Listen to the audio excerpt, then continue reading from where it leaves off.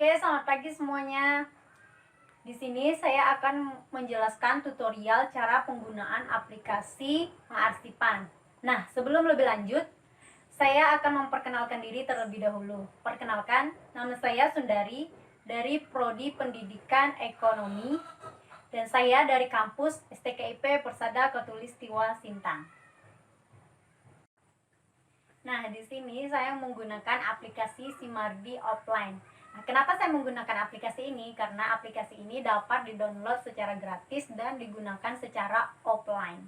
Nah, banyak juga aplikasi lainnya yang dapat kita gunakan, tapi yang saya tahu ada aplikasi yang berbayar. Nah, aplikasi yang berbayar ini dapat kita gunakan tapi harus dibayar dulu. Nah, pembayaran ini lumayan mahal untuk kita anak kos.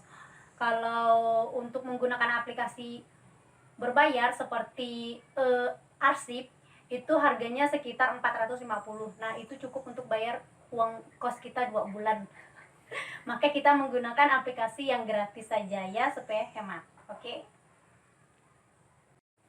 Untuk aplikasinya ada di deskripsi di bawah ya.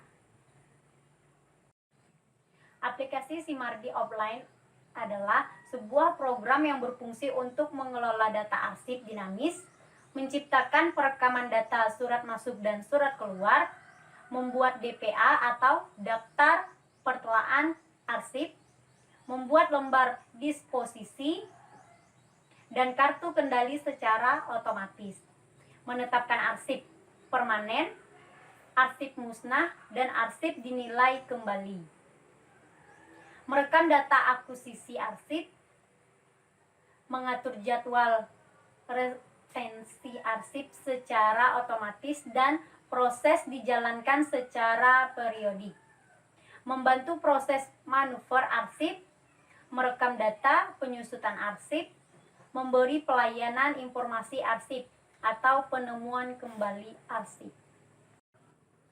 Nah, adapun daftar penggunaan aplikasi Simardi Offline adalah Kantor Arsip dan Perpustakaan Daerah Surakarta, Kantor Arsip dan Perpustakaan Daerah Klaten, Kantor Arsip dan Perpustakaan Daerah Karimun, Pemerintah Kota Surakarta, Pemerintah Kabupaten Bangka Tengah, dan lainnya.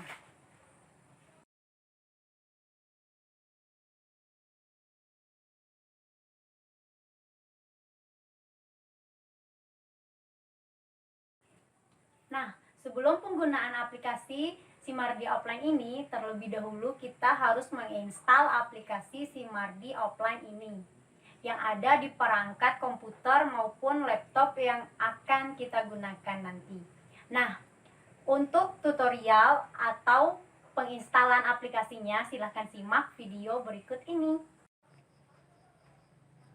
Nah, yang pertama-tama kita akan klik folder. Lalu kita cari di sini yang namanya aplikasi Simardi. Nah, ini adalah aplikasi Simardi Offline. Nah, kita klik, lalu kita open.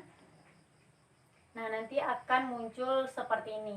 Nah, di sini mereka minta password dari aplikasinya. Nah, nanti kita bisa masukkan passwordnya yaitu kita beri Mbak Sri. Oke, lalu kita klik OK. Nah, lalu akan muncul di layar komputer Anda kayak seperti ini. Nah, di sini adalah tempat penyimpanan, kita pilih data D. Kita simpan di data D. Lalu kita klik install. Nah, maka akan seperti ini. Nah, sekarang sudah ada data mentah dan data setengah jadi. Ini ada setup adalah data setengah jadi dari aplikasi Simardi Offline. Nah, di sini kita bisa klik di setup. Kita tunggu.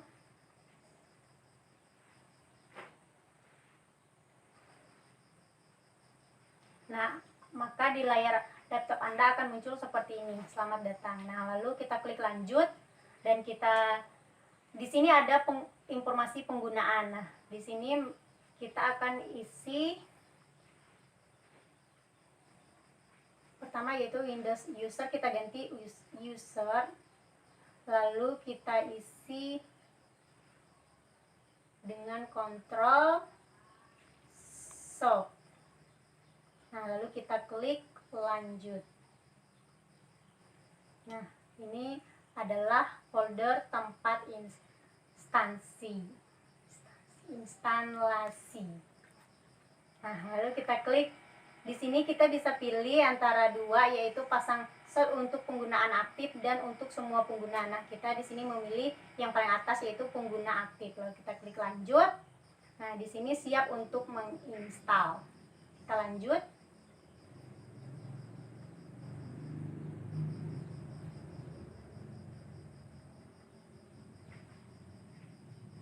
Nah, sekarang adalah waktu penginstalannya. Nah, kita di sini akan menunggu sebentar atau beberapa menit untuk menginstal aplikasi Simardi offline.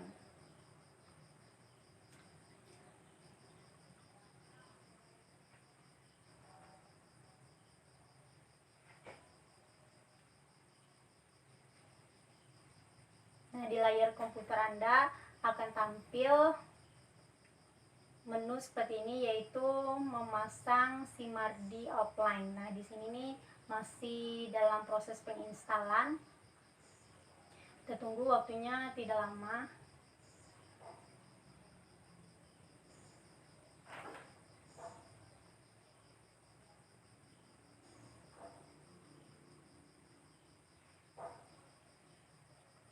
Nah, sekarang sudah selesai penginstalannya.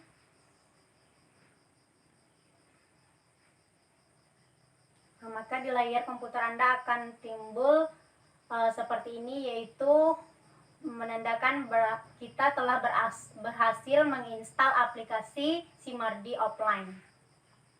Lalu kita klik selesai ya.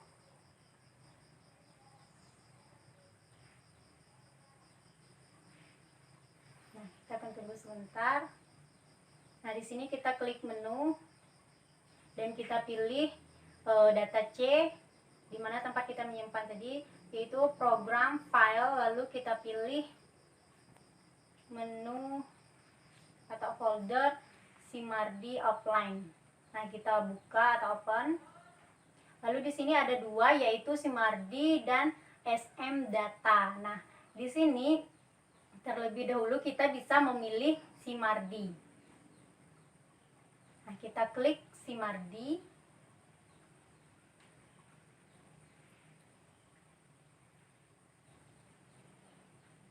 Lalu kita open.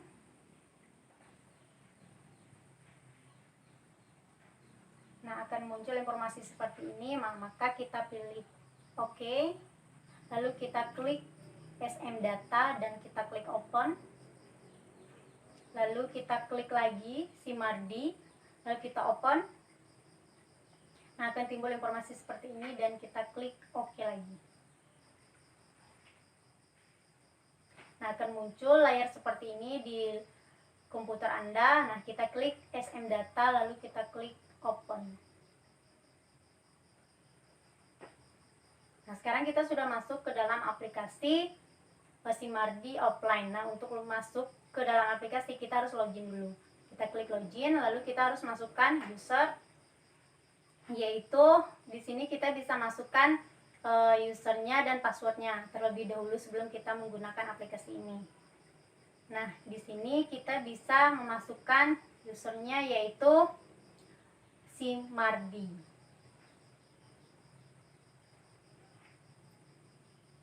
Dan passwordnya adalah aktif. Passwordnya aktif ya. Lalu kita klik OK. Sekarang kita sudah masuk ke dalam aplikasi. Nah, kita di sini akan menunggu sebentar untuk masuk ke dalam aplikasi. Nah, ini adalah tampil layar depan atau tampilan depan dari aplikasi Simardi offline.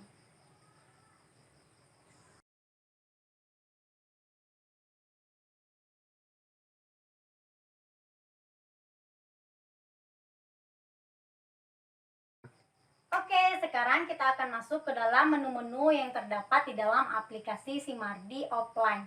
Nah, penasaran kan menu apa saja yang ada di dalam aplikasi Simardi offline?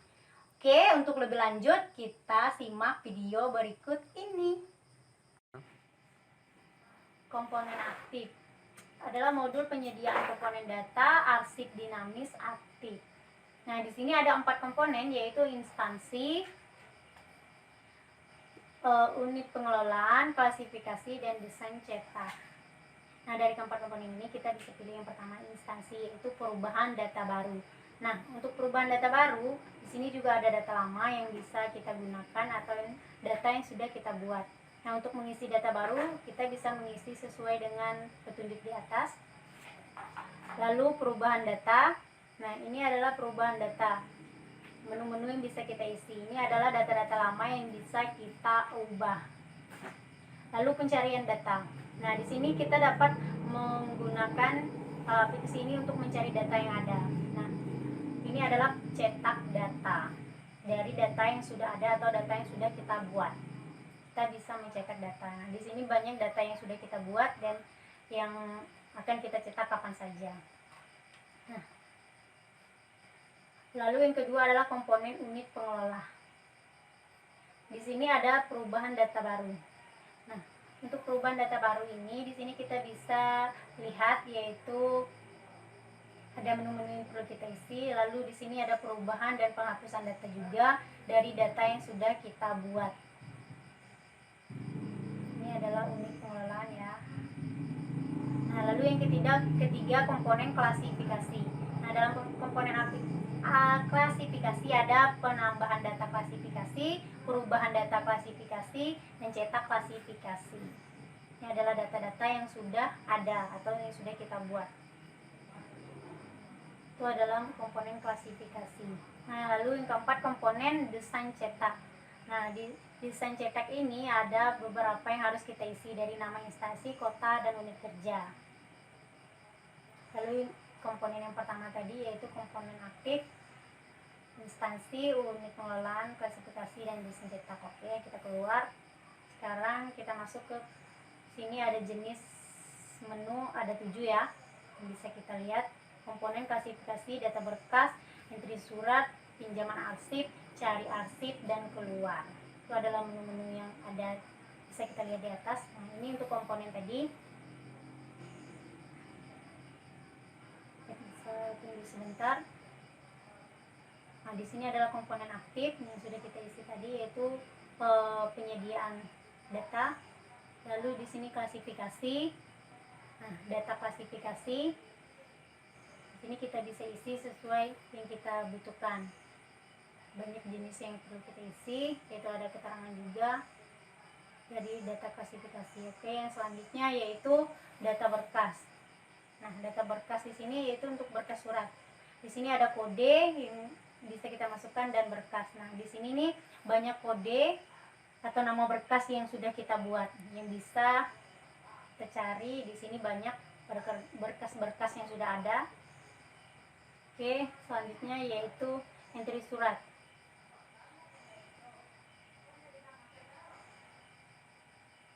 Nah, untuk entry surat di sini kita bisa lihat ada entry surat masuk dan entry surat keluar. Di sini juga ada pencatatan surat.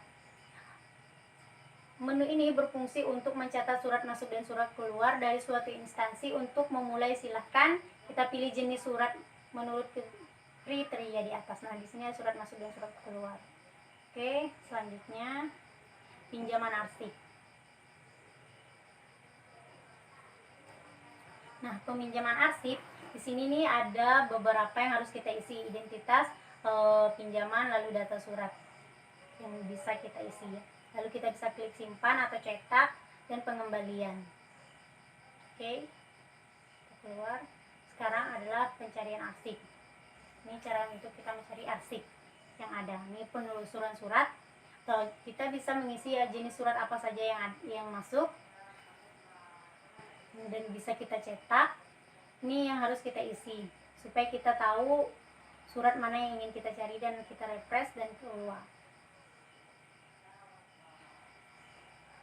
Nah, ini komponen, lalu klasifikasi, data berkas, ada juga entry surat, pinjaman arsip, cari arsip, lalu keluar. Itu adalah menu yang kita gunakan dalam aplikasi Simardi Offline.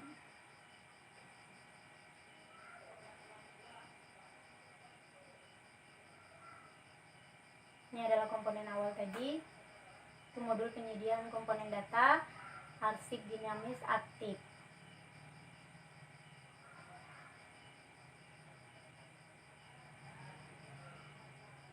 Nah, ini adalah untuk menu untuk keluar. Kita klik menu keluar. Nah, untuk masuk kita bisa klik login. Itu untuk masuk ke dalam aplikasi Simari Offline. Ini untuk klik masuk dan ini untuk keluar. Kalau masuk kita bisa mengisi user dan password seperti di awal tadi. Nah, jika kita ingin keluar, di sini kita bisa klik keluar. Nah, di sini ada juga untuk setting atau pengaturan, dan ini tentang atau bantuan dari Simardi Offline. Nah, oke, kita keluar.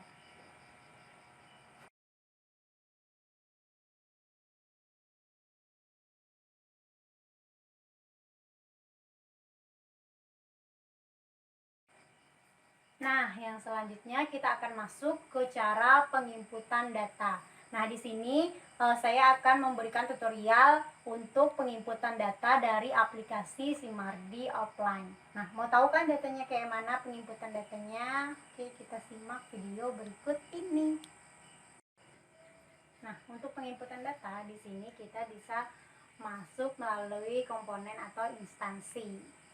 Nah, kita menggunakan komponen instansi yaitu penambahan data baru. Nah, di sini ada perubahan data, ada penambahan data baru juga. Nah, untuk mengisi penambahan data baru kita isi di sini kode instansinya, yaitu kita isi dengan data baru.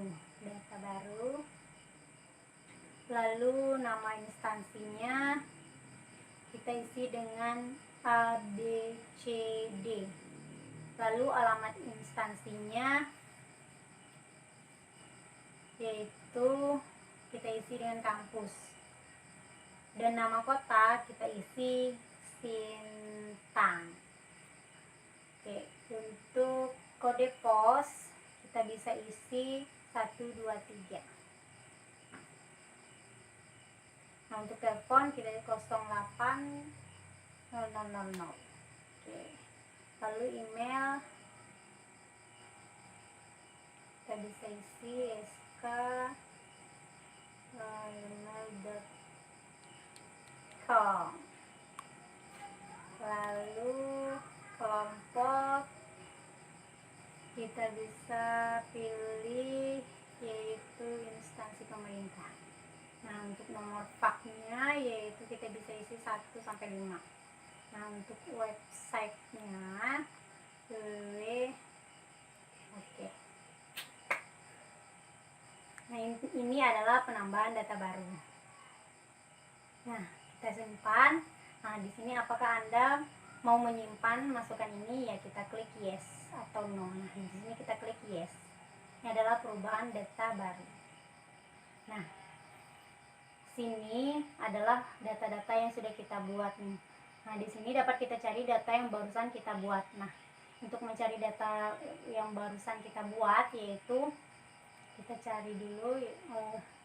Nah, biasa data yang baru kita buat itu dia berada di paling bawah. Data yang baru kita input tadi ya. Ini adalah data barunya. Data baru yang barusan kita input yaitu ABCD.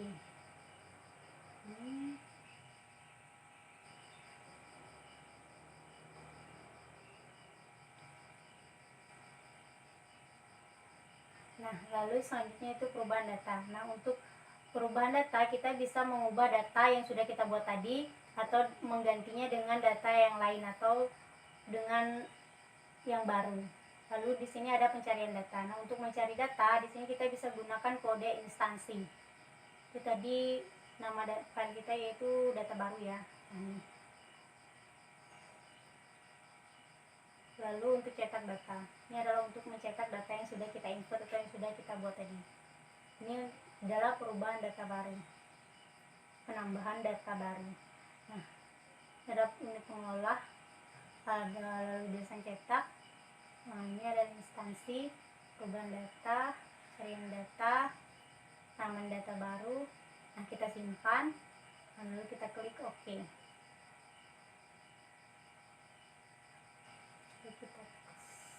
Kita keluar. Oke.